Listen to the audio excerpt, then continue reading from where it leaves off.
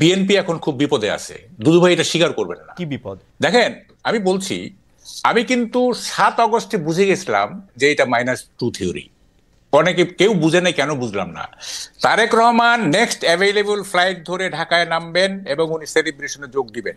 That was expected. যেখানে আনসারুল্লাহ টিমের ইয়েকে ছেড়ে দেওয়া হয়েছে, তারপরে শিবিরের আপনার চিটাগাং এর ইয়েকে ছেড়ে দেওয়া হয়েছে, তারপর আরো অনেক জঙ্গি ছেড়ে তারেক রহমানকে প্রেসিডেন্টের এক কলমের খোঁচায় উনি মানে কি বলে অ্যাকুইটেড হয়ে যাবেন এবং উনি চলে আসবেন, সেলিব্রেশনে যোগ দিবেন। তিনি আসলেন না। যখন আমি 8 তারিখ পর্যন্ত ওয়েট করছি, যখন দেখলাম যে 8 তারিখ পর্যন্ত তিনি আসলেন না, আমি বুঝে গেছি কেস খারাপ। তিনি কেন আসেন? হ্যাঁ, আসতে দেওয়া হয় নাই। Simple as that. K stop করবে তারেক সাহেবকে আসার জন্য? আমি বলি, শুনেন, এইটা বিএনপি নেতৃবৃন্দ তো বলে যে আসলে আমরা কি আইনগতভাবে তাকে আনতে চাই, আমরা এটা লিগ্যাল ফ্রেমওয়ার্কের মধ্যে দিয়ে আনতে চাই। এগুলি আমি বিশ্বাস করি না। এইটা সরকার, ইউনূস সাহেব আসতে দেয় নাই, বা সরকার আসতে দেয় নাই, বা অভ্যুত্থানকারীরা আসতে দেয় নাই। এটা প্লেন অ্যান্ড সিম্পল। এবং দেখেন, এখনো পর্যন্ত কিন্তু তারেক রহমান আসতেছে না। এবং এখনকার সিনারিওটা কি, আপনার তো সময় কম। দেখেন, বিএনপি এখন কমন টার্গেট হয়ে গেছে। কমন টার্গেট এখানে জামাত বিএনপির বিরোধিতা করতেছে, বৈষম্য বিরোধীরা বিএনপির বিরোধিতা করতেছে, সরকার বিএনপির বিরোধিতা করতেছে। এবং আজকে যে কুয়েটের ঘটনাটা, এটা খুবই সিগনিফিকেন্ট। আমি কয়েকদিন আগে তৃতীয় মাত্রায় বলে আসছি যে আমি একটা রক্তাক্ত বাংলাদেশের ক্যানভাস দেখতে পাচ্ছি, একটা রক্তাক্ত বাংলাদেশ। এবং সেইটা আমার এই প্রেডিকশন ভুল হওয়ার কথা। আমার কোনো প্রেডিকশনই ভুল হয়নি, যাকগে অত ক্রেডিট নিতে চাই না আমি। কথাটা হচ্ছে যে একটা রক্তাক্ত বাংলাদেশের দিকে এগিয়ে যাচ্ছে। কামাল ভাই, আপনি একটা কথা, এমন একটা কথা বলছেন যেটা আপনি আসলে আগেও আপনার লেখা এটার মধ্যে ইঙ্গিত আসে, কিন্তু আমি এই কথাটার সাথে সাংঘাতিক রকমের দ্বিমত পোষণ করি। আমি মনে করি তারেক সাহেব বাংলাদেশে এখন ফিরে নাই, এটা তারেক সাহেবের চয়েস। উনি কেন ফিরতেছে না সেইটা দুদু ভাই কিছুটা হইলে বলতে পারবে, কিন্তু বৈষম্য বিরোধী ছাত্র আন্দোলন বা ডক্টর ইউনূস তাকে ফিরতে দিতেছে না, এই ক্লেমটার পক্ষে আপনার যুক্তিটা কি? দেশ চালাইতেছে এখন বিএনপি, প্রত্যেকটা জায়গায় চাঁদার থেকে শুরু কইরা সচিবদের মধ্যে বিএনপিরে সালাম না দিয়ে সচিব হইতে পারছে কেউ? শুনেন, বিএনপি কে না, আমার একটা হচ্ছে যে আপনি একটু অন্যভাবে বলছেন। সরকারি সবকিছু দখল করতেছে জামাত, আর বেসরকারি জিনিস দখল করতেছে জামাতের কাছে গেছে হচ্ছে স্কুল কলেজ, না অন্যান্য ক্ষেত্র গেছে। যাই হোক, এখন সেটা কথা না। কথাটা হচ্ছে যে এই মুহূর্তে যদি তারেক রহমান বাংলাদেশে আসে, হ্যাঁ, তাইলে মানে উনি পুরো জিনিসটা ওনার গ্রিপে চলে আসবে, হোল নেশন তার পিছনে চলে যাবে। তারপরও কেন উনি আসতেছেন না? কি কারণে?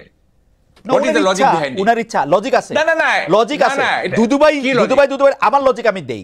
তারেক সাহেবকে 15 বছর উনি ক্ষমতায় ছিল না, ওনার অনেক ডার্টি লন্ড্রি জমছে, এগুলি উনার পরিষ্কার করে তারপর উনি আসবে। উনি আগে কেন আসবে?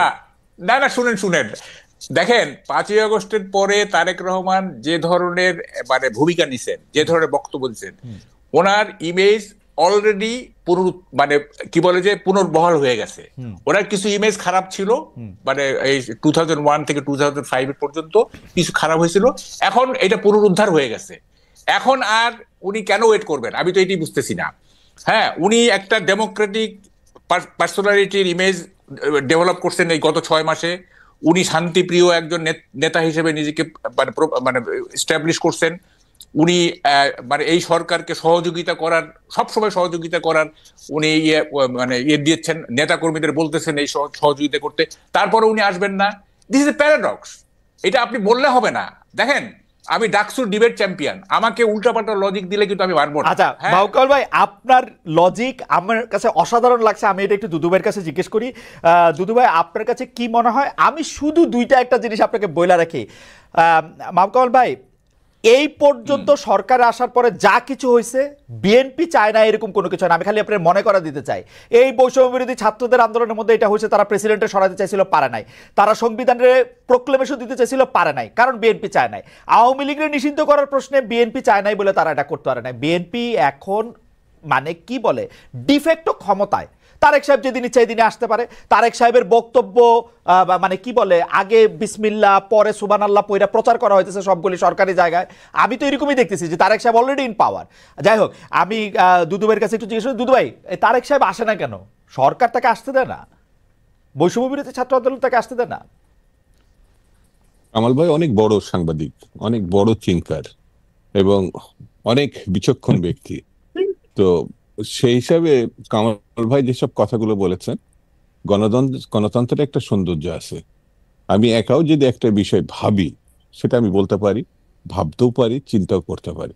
তো সেটা আমার মনে হয় না ডিফার করার কিছু আছে। তবে এতটুকু বলি যে তিনি যে কথাগুলো বলেছেন, আমি জানা মতে এ পর্যন্ত আর দ্বিতীয় কোনো আমাদের শুভানুধ্যায়ী বা আমাদের ভালোবাসার মানুষ আর কেউ এই কথাগুলো বলেছে যে বৈষম্য বিরোধীরা তাকে আটকাইছে, সরকারের টপমোস্ট ডক্টর ইউনূস তাকে বাধা দিছে। এই কথাগুলো বোধহয় আপনার অনুষ্ঠানে যদি না আসতাম আর কামাল ভাইয়ের কথাগুলো না শুনতাম, তাহলে আমার একটা গ্যাপ থেকে যেত। এরকম কথাও তাহলে কেউ কেউ ভাবছে যে তিনি এই বাধার কারণে তিনি আসতে পারছেন না। এটা আমার কাছে মনে হয়েছে।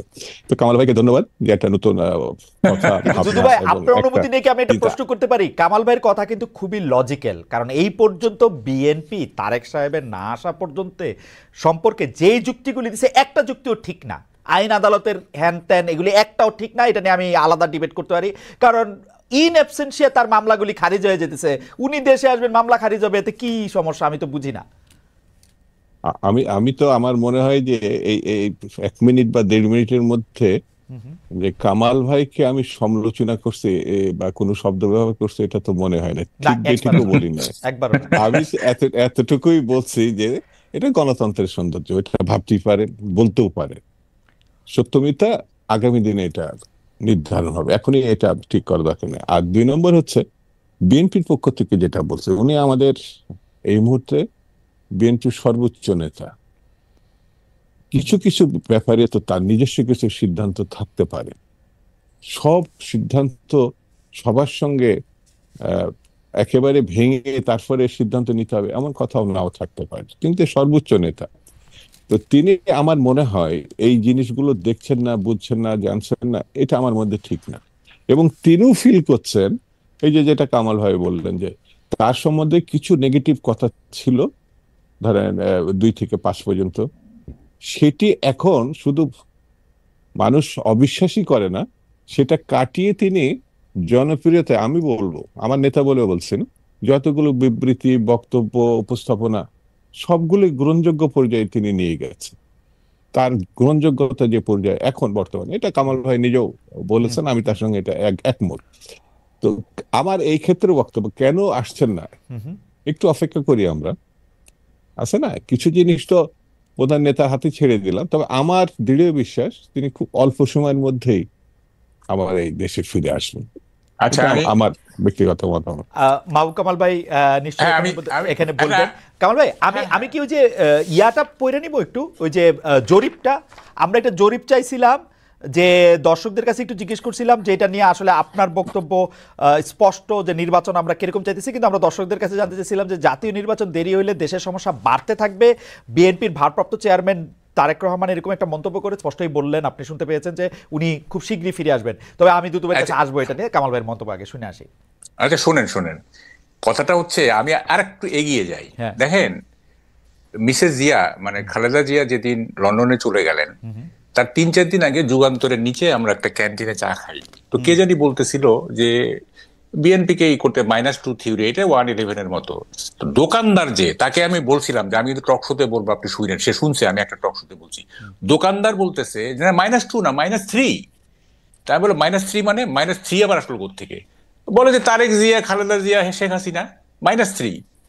মানে সে বলতে চায় খালেদা জিয়াকে আসতে দেওয়া হবে না। আমি এটা আই ডো নট এন্ডোর্স, সে বলতেছে আর কি, দোকানদার কিন্তু সে, হ্যাঁ, এইভাবে সে ভাবতেছে। যাই হোক, এখন দেখেন মানে বিষয়টা কোথায় গিয়ে দাঁড়াইছে। এই যে মানে স্থানীয় সরকার আগে না কি বলে যে জাতীয় নির্বাচন আগে, এইটাতে যে এই যে গভর্নমেন্ট উপদেষ্টারা বা গভর্নমেন্ট যে স্থানীয় সরকারের পক্ষে নিল, মানে এটার পক্ষে থাকলো, এটার কারণটা কি? এইটার কারণটা হচ্ছে যে বিএনপিকে মার্জিনালাইজ করা। তারা ক্ষমতায় থেকে ছাত্রদের দিয়ে তারা গ্রাসরুট লেভেলে অর্গানাইজেশন করবে, অর্গানাইজেশন শেপ একটা ভালো জায়গায় ভালো একটা অর্গানাইজেশনের শেপ দিয়ে তারপরে তারা ন্যাশনাল ইলেকশনে পার্টিসিপেট করবে, যাতে তারা ন্যাশনাল ইলেকশনে জিততে পারে। এটাই তো উদ্দেশ্য। এছাড়া আর কি উদ্দেশ্য থাকতে পারে? না না, কারণ এখন আমার উদ্দেশ্য থাকতে পারে আমি বাংলাদেশের বা পৃথিবীর সবচেয়ে বিলিয়নিয়ার হইতে চাই, এটা একটা উদ্দেশ্য হইতে পারে, কিন্তু এটা ফলাফল তো আমি দেখতে পাচ্ছি 3 সিট। হ্যাঁ 3 সিট ম্যাক্সিমাম। এই যে ধরেন যদি এইটা সত্যি সত্যি এইটাই উদ্দেশ্য থাকে, এই উদ্দেশ্য তো কোনোদিন সফল হবে না। মানে আমরা তো পলিটিক্স দেখছি, শুনেন, পার্টির আমি পলিটিক্স এই প্রথম দেখতেছি তা তো না, আরো তো দেখছি। শুনেন আমাকে বলতে দেন। আমি তো বলতেছি বিএনপির সবচেয়ে খারাপ ক্যান্ডিডেটের সাথে একজন ইনফ্লুয়েন্সিয়াল সমন্বয়ক জিতে আসুক দেখি। দেখেন রাজনীতি এবং নির্বাচন কিন্তু দুইটা ভিন্ন জিনিস। 91-এ আওয়ামী লীগের মিছিলের ঠেলায়, মিটিং এর ঠেলায় আমরা টিকতে পারি নাই। সবাই বলতেছে যে 220টার উপরে পাবে Awami League. I was the loan, যে আমি বলছিলাম যারা বিএনপি জিতবে। হ্যাঁ, এবং দেখেন সাইলেন্ট ভোট হয়ে গেল এবং বিএনপি জিতে গেল। জনসভা দিয়ে কখনোই মানে রাজনীতি দিয়ে এটা দিয়ে ইলেকশন মাপা যাবে না, ইলেকশন মাপা যাবে না।